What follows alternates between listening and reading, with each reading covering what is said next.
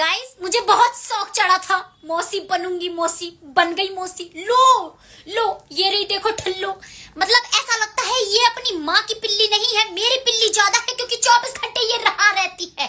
इसकी माँ ने इसे पैदा करके छोड़ दिया है और मेरे सर पे थोप दिया है। क्या है री, रोज को आती है, चल अपने घर चल। इसकी माँ इसे यहीं छोड़ के चली जाती है, ये मेरे सर पे चढ़ के टांडव मचाती। इतना टांडव तो मैंने अपने खुद के घर वालों की छातियों पे नहीं मचाया है जितना टांडव इसने मेरे सर पे मचाया है। घर की छोटी बेटी जुबान चलाऊंगी, टांडव मचाऊंगी, किसी की नहीं सुनूंगी।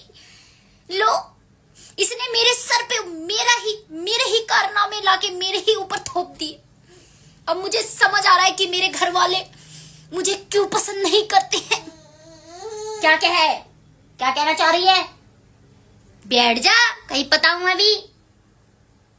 देखा, कभी जिंदगी में कोशिश ना करे, मौसी बनेंगे।